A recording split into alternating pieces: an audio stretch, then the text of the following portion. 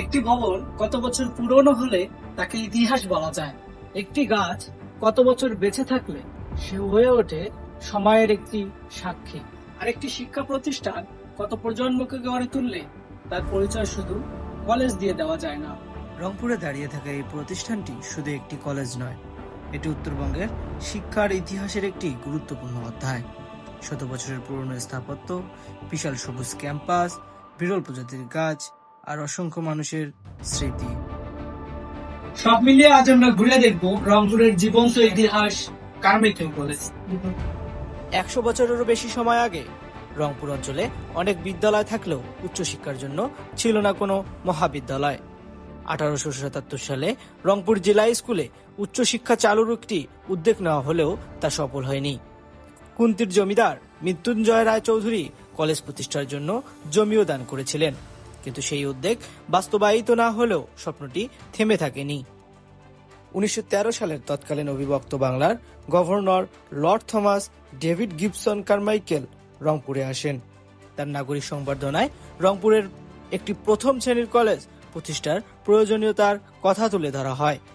এরপর জেলা collector J N গুপ্তের উদ্যোগে শুরু হয় অর্থ সংগ্রহ।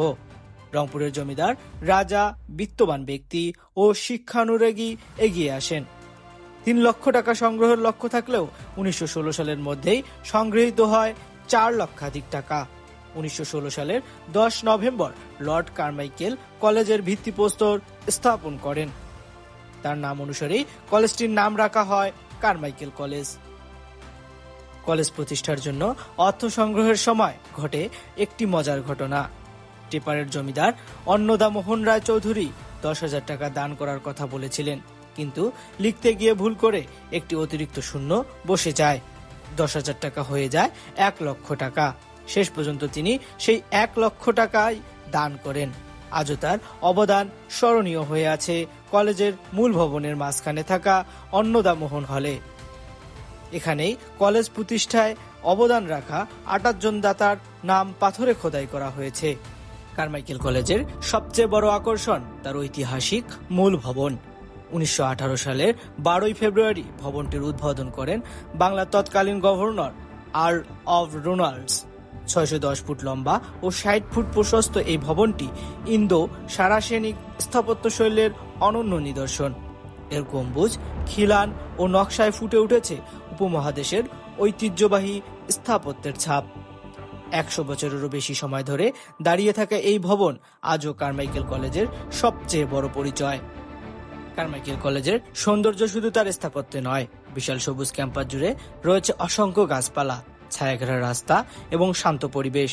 এই ক্যাম্পাসে রয়েছে প্রতিষ্ঠাকালীন সময়ের বিরল প্রজাতির গাছ, যার বৈজ্ঞানিক নাম কাইজেলিয়া।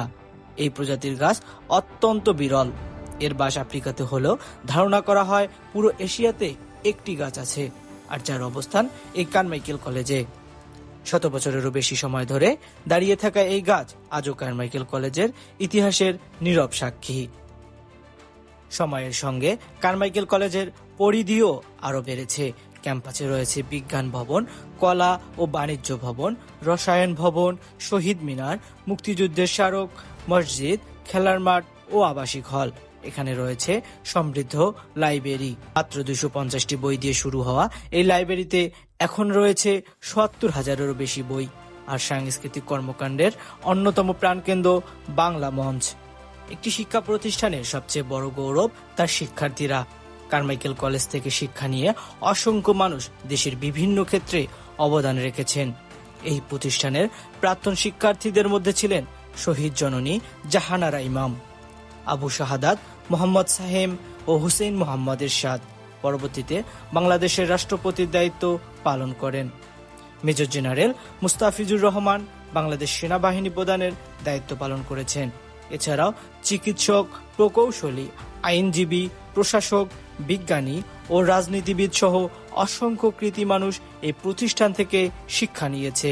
100 বছরের ইতিহাসকে কয়েক মিনিটে বলা যায় না, কারণ কারমাইকেল কলেজ শুধু একটি শিক্ষা প্রতিষ্ঠান নয়, এটি একটি অঞ্চলের শিক্ষার ইতিহাস, অসংখ্য মানুষের স্বপ্নের ইতিহাস, একটি ঐতিহাসিক স্থাপত্যের ইতিহাস। আর এই ক্যাম্পাসের প্রতিটি পুরনো দেয়াল, প্রতিটি গাছ ও প্রতিটি রাস্তা যেন আজও সেই ইতিহাসের গল্প বলে। সময় চলে যায়, প্রজন্ম বদলে যায়, কিন্তু সত্যিকারের ইতিহাস থেকে যায়। রংপুরের মাটিতে দাঁড়িয়ে থাকা সেই ইতিহাসের নাম কারমাইকেল কলেজ।